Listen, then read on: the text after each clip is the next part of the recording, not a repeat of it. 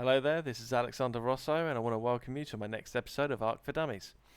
In this episode, I'm going to be going through a list of dinosaurs which are at this particular point in the game the sort of dinosaurs you want to aim at taming. These dinosaurs are going to help you to progress. Each one of them gathers materials for you at a better rate than you're going to be able to gather them. I'm going to introduce each one, I'm going to show you them, and I'm going to tell you exactly what it is they gather. So, let's get started. So, we'll start over here. This is the castroids. It's a beaver, and he is very good at gathering wood. Now, wood in his inventory weighs less than it does in yours, so he can gather more of it than you and hold more of it than you. Also, his saddle doubles up, if I open up my inventory, as a smithy bench. So anything you make in a smithy, you can also make on the beaver. So he has that other use. The next on the list is the Megaloceros or Megalocross. This dinosaur, this creature, is very good at gathering thatch. He's also very fast, so he's actually quite a handy tame. Whereas the beaver can be quite slow. A lot of these gathering dinosaurs are slow, but there is a dinosaur which is going to help you to combat that slow factor, and I'll be showing that at the very end. The next, and probably one of the most useful for you at the moment, because you're in a stone base and you want to make that push to metal, is the Ankylosaurus. This dinosaur is a metal machine. He can gather metal at an incredible rate, and it weighs, I believe, a quarter of the weight in him than it does on you. So he can hold a tremendous amount of it. Downside, he is very slow. Again, there's a creature to combat that slow factor though. After him, I've put down the Sabertooth. Now, I don't actually use Sabertooth. I'll be honest, I only ever tamed him the once, and that was just for the achievement. But he is the best chitin gatherer. He gathers chitin at a higher rate than any other dinosaur. The reason I don't use him is because, okay, chitin is used for a few saddles, not a particular lot. It's not a resource I need that often. It can make cement paste. That is it's like big use, but the areas where you tame the beaver or the castroids, there are beaver dams, and inside them is cement paste, and that's actually where I tend to get most of my cement paste from. There is the odd occasion I've made it with chitin, but when I've done that, I've generally just taken out one of my carnivorous creatures and just killed them with that. Okay, I don't get as much chitin with it, but I don't actually use it that often. But if you do want a lot of chitin, this is the guy for you. After that is the Doedicurus. The Doedicurus gathers stone, much like the Ankylosaurus, gathers stone at a very high rate. He also, like the Ankylosaurus, stone weighs a lot less in him. He is slow on the other hand. That being said though, if I come out here, if you use his alternate attack, he rolls up in a ball and moves a lot faster. Now I can't steer while I'm in ball mode, but it is a lot faster, so he's not terrible at maneuvering. But he does gather stone incredibly well. One thing I should have said with the Ankylosaurus is the Ankylosaurus is also an incredible flint gatherer and crystal. Essentially, the Ankylosaurus is very good at gathering the stuff that your pickaxe would gather. After the Doedicurus, I have here your Triceratops, or Trike.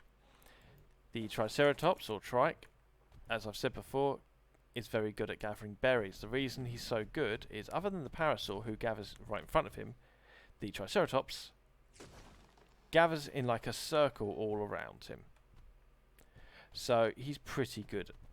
He is later on upgraded to the Brontosaurus, but when I say later on, I'm talking level 80. So up until then, you're going to be using the Triceratops.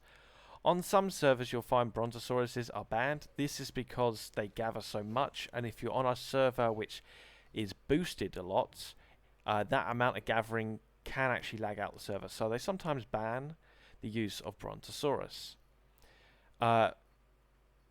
Lastly, out of your gatherers, I've got the Carnotaurus here.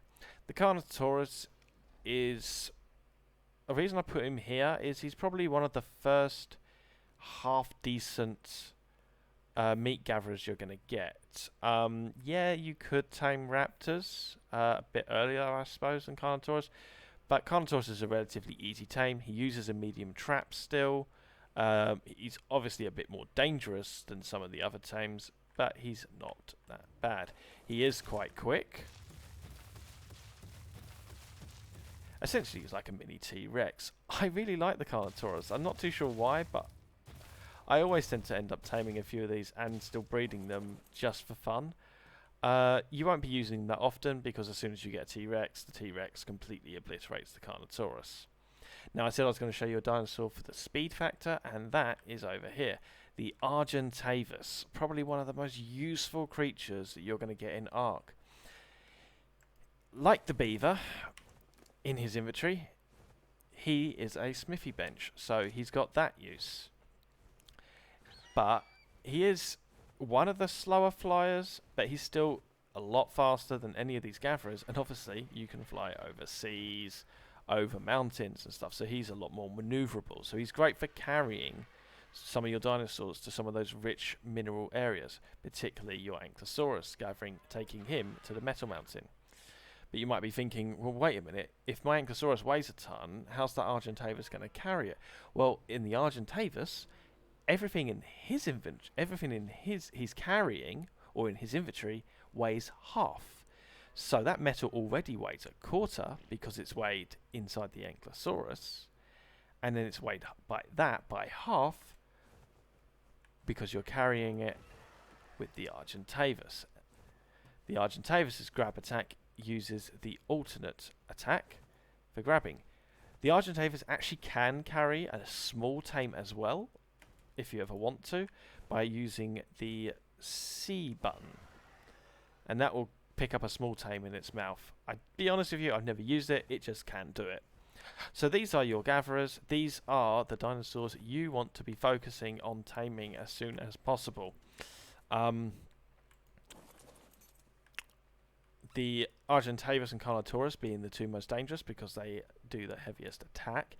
In fact, the Argentavis, if you kill something, when you eat the corpse, he gets a healing buff. So he heals himself a little bit. He's actually very good in battle, and I quite often breed one purely for that. The Triceratops, they're all available all over the map. The Argentavis you'll find more in mountainous regions. The Carnotaurus, you'll find him quite often on beaches, but also inside the woods as well. But you'll find him quite often all over the map.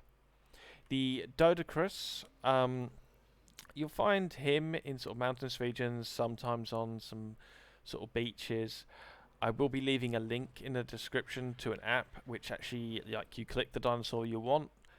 Not an app, it's a website. You click the dinosaur you want, and it shows you whereabouts on the map they spawn. It's the website I use a lot, and it is very useful. The Sabertooth again is more often in mountainous regions, but the website will help you with that. The Ankylosaurus, you'll find him in mountainous regions, but you'll also find him sort of sometimes on beaches. In fact, he is on this island where I am at the moment. This island is known as Herbivore Island. And on the map, if I bring up the map, there we go. It's this area here on the island. See the bottom right hand corner. Herbivore Island's quite a nice place to build because obviously, in the name, there's no carnivores here, so it's a safe place to hang out. That being said, it is quite a sought after area, so more often than not, it's already built on. But you might be lucky. The Megalocross, you'll find him sort of like in wooded areas quite often, and the Castoroids will be on rivers. So there's your dinosaurs. There's a rough idea on where they are. But as I say, in the description I'll leave a link to a dino finder, essentially, which is very useful. I hope you've enjoyed this video, and I hope to see you in my next one, where we will be going to tame your first flyer. I think we're going to hit that up. We're going to go for the Pteranodon. It's a relatively easy tame, but you may not know how to do it, so I'm going to show you. So take care.